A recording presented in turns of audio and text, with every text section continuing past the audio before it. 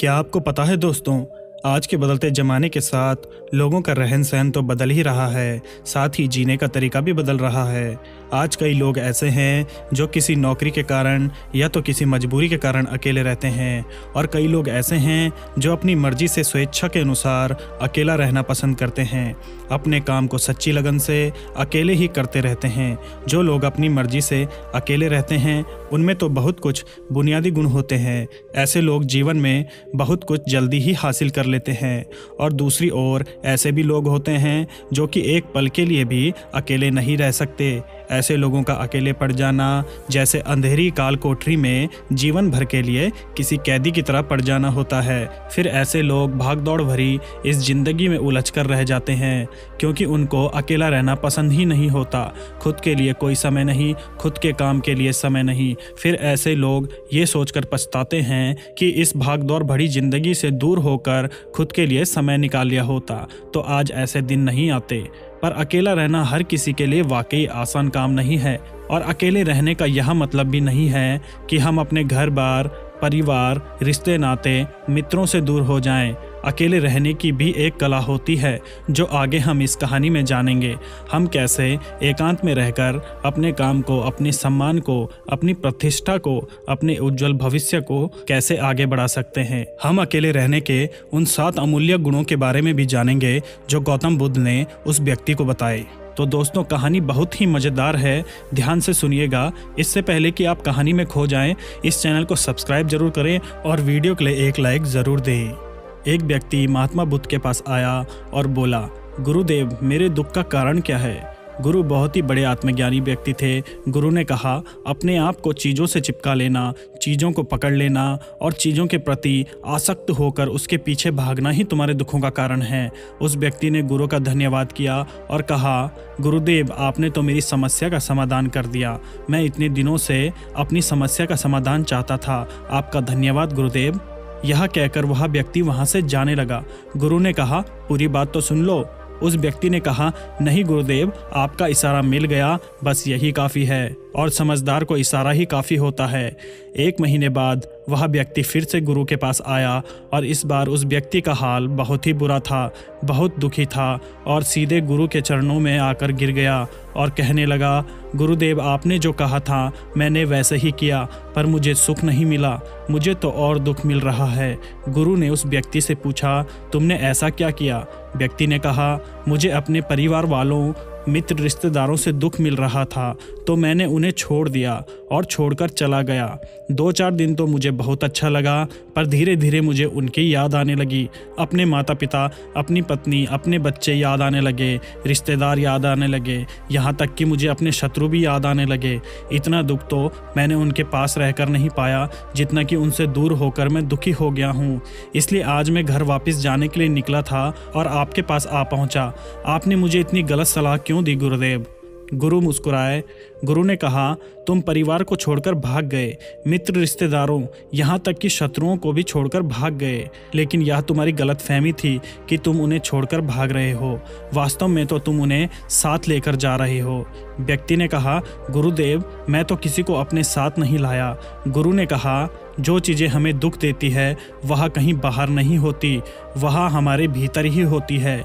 यह सब परिवार वाले, रिश्तेदार, मित्र, शत्रु कहाँ बसते हैं? यह सब हमारे मन में बसते हैं, और जब तुम भागे तो तुम अपने मन को साथ लेकर भाग रहे थे, और तुम्हारे मन में यह सब तुम्हारे साथ भागे, तो तुम इनसे कहीं दूर नहीं गए। जब जो चीज़ें मन में बसी हो और वह आसपास हो तो वह जो दुख देती है वह हमें बहुत लगता है, पर वह बहुत कम होता है। और जब हम इन चीज़ों से दूर हो जाते हैं या उन्हें छोड़कर भाग जाते हैं, तब मन उन चीज़ों को पाने के लिए और भी प्रयास करने लगता है, और तब यह चीज़ें बहुत ज़्यादा दुख देती है, जैसे तुम्हें हो रहा है। व्यक्ति ने कहा, तो गुरुदेव, मैं क्या करूं? चीज़ों के साथ रहूं तो दुख, चीज़ों को छोड़कर जाऊं तो दुख। क्या मैंने सिर्फ दुख उठाने के लिए जन्म लिया है? गुरु जोर से हंसे और कहा, यह बात बिल्कुल सत्य है। यहाँ सब सिर्फ दुख उठाने के लिए ही जन्म लेते हैं, पर यह भी सत्य है कि इन दुखों के पार सुख है, और उन सुख के पार दुख है, फिर सुख है और फिर दुख है। जिन चीज़ों में हमें सुख नज़र आता है वह दुख देती है, और जो चीज़ें हमें दुख देती है वही सुख का कारण बन जाती है। उस व्यक्ति ने कहा, गुरुदेव, क्या इस सुख दुख के माया जाल से बाहर निकलने का कोई रास्ता नहीं है? गुरु ने कहा, रास्ता तो है। अगर तुम इसी दुनिया में रहना चाहते हो, इन सब के साथ रहना चाहते हो, तो तुम्हें एक काम करना होगा। तुम ऐसे ही रहो जैसे कि तुम इस दुनिया में अकेले हो। सबके साथ रहो पर अकेले रहो। व्यक्ति ने कहा, पर गुरुदेव यह कैसे हो सकता है? गुरु उस व्यक्ति को एक जगह पर ले गए जहाँ पर एक मेला लगा था और वहाँ बहुत भीड़ थी। गुरु ने कहा, देखो अपने आसपास, यहाँ किसी को जानते हो क्या? व्यक्ति बोला, यहाँ तो कोई मेरी जान पहचान वाला नहीं है गुरुदेव। गुरु ने कहा, क्या तुम यहाँ अकेले हो? व्यक्ति बोला, हाँ मैं यहाँ बिल्कुल अकेला हूँ। गुरु ने कहा, नहीं, तुम्हारे मन में कुछ चल रहा है, तुम अकेले नहीं हो। व्यक्ति ने कहा, हाँ मैं जल्द ही अपने घर जाना चाहता हूँ, अपनी पत्नी से, अपने बच्चों से, माता पिता से मिलना चाहता हूँ, मित्रों से मिलना चाहता हूँ, वही मेरे मन में चल रहा है। गुरु ने कहा, अब यह सब भूलकर आंखें बंद कर लो और अपना ध्यान यहाँ होने वाली आवाज़ों पर लगा दो। व्यक्ति ने ऐसा ही किया और जैसे ही उसने अपनी आंखें बंद की और सारा ध्यान वहाँ हो रही आवाज़ों पर लगा दिया, उसे एक अकेलापन, एक एकांत महसूस हुआ। उसे लगा कि वह इतनी बड़ी भीड़ में भी अकेला है। सभी आवाज़ों के ऊपर ध्यान लगाने के कारण किसी आवाज़ का कोई महत्व नहीं रह गया, बस आवाज़ थी और वह था।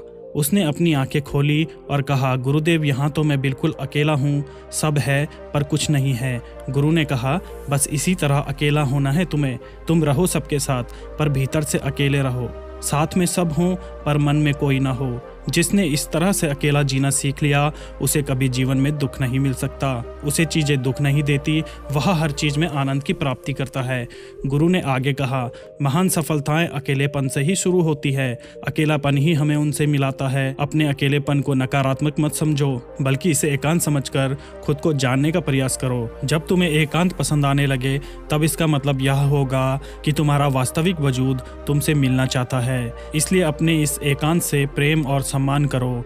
गुरु ने कहा, मैं तुम्हें 7 ऐसी खूबियों के बारे में बताता हूँ जो अकेले रहने वाले लोगों में पाई जाती है और उन्हें दूसरों से अलग, बेहतर बनाती है। गुरु ने कहना शुरू किया, पहली खूबी जो एकांत में रहने वाले लोगों में पाई जाती है वह यह है कि ऐसे लोग दूसरों की तुलना में खुद के प्रति ज़्यादा जागरूक होते हैं। वह खुद के स्वभाव और आचरण के बारे में ज़्यादा गहराई से जानते हैं। ऐसा इसलिए होता है क्योंकि जब हम अकेले होते हैं तो हमें खुद के बारे में सोचने के लिए काफ़ी समय मिल जाता है, जिससे हम खुद के व्यवहार को अच्छे से समझ पाते हैं। एकांत में रहने वाले लोग खुद की कमजोरी और ताकत के बारे में अच्छे से जानते हैं, जिससे वह दूसरे लोगों की तुलना में किसी भी खराब परिस्थिति का सामना ज़्यादा अच्छे से कर सकते हैं। गुरु ने कहा, अकेले रहने वाले लोगों की दूसरी खूबी यह है कि वह सकारात्मक सोच वाले लोग होते हैं।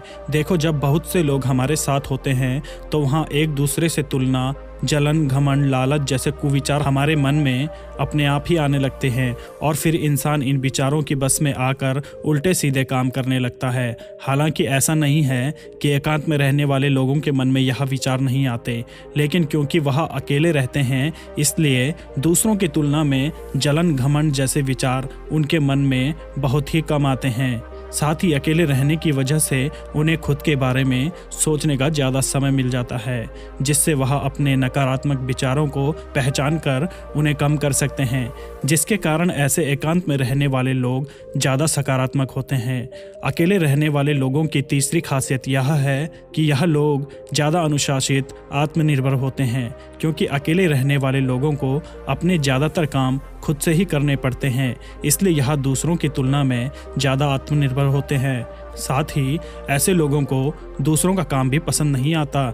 यह अपना काम खुद करने पर ही भरोसा रखते हैं। साथ ही यह लोग कोशिश भी करते हैं कि दूसरों से कम सहायता लेनी पड़े, पर क्योंकि ऐसे लोग आत्मनिर्भर और अपने काम को लेकर स्पष्ट होते हैं, इसलिए ऐसे लोग अनुशासित भी होते हैं।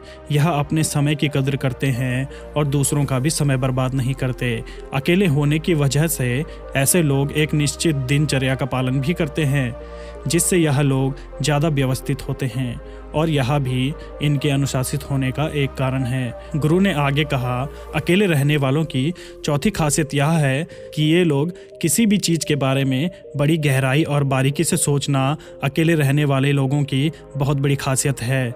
इसलिए जितने भी लेखक, कवि और बड़े काव्य के रचयिता हैं, उन सभी को एकांत में रहना पसंद था, क्योंकि जब कोई व्यक्ति एकांत में होता है तो वह अपने अंदर की आवाज़ सुन पाता है। जितने भी बड़े आविष्कार हुए हैं उन सब की शुरुआत एकांत में हुई थी, क्योंकि एकांत में रहकर ही किसी भी चीज़ के बारे में बड़ी बारीकी से सोचा और समझा जा सकता है।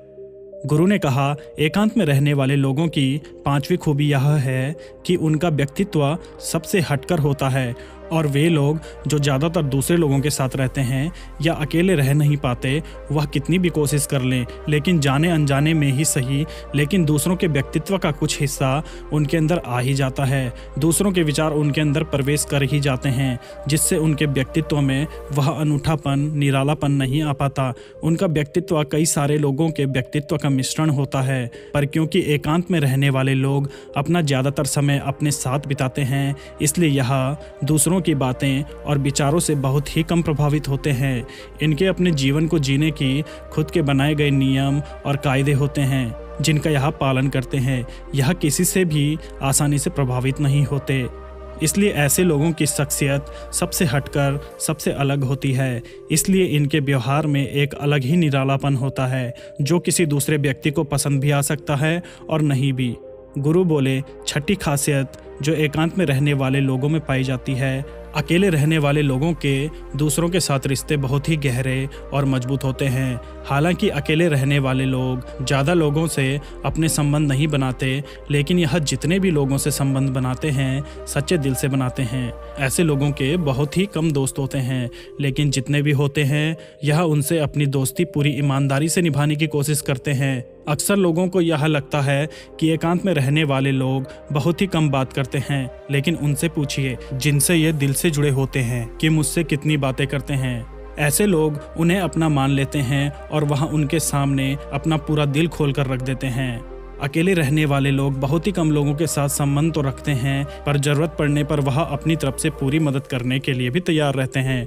इसलिए उनके रिश्ते कम लोगों के साथ ही होते हैं, लेकिन जिनके भी साथ होते हैं बहुत ही मजबूत होते हैं। सातवीं खासियत, अकेले रहने वाले लोग मानसिक तौर पर और भावनात्मक रूप से बहुत ही मजबूत होते हैं, क्योंकि उन्हें पता होता है कि अगर आज कोई समस्या उनके ऊपर आती है तो उन्हें अकेले ही उस समस्या से निपटना पड़ेगा।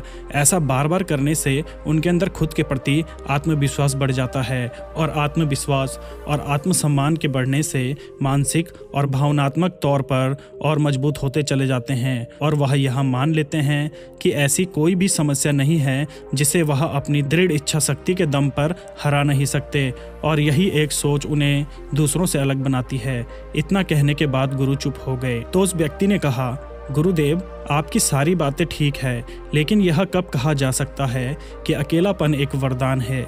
यह सुनकर गुरु ने कहा, अकेलापन हमेशा से ही एक वरदान है, अगर हम उस समस्या को पूरी सकारात्मकता के साथ उपयोग कर पाएं।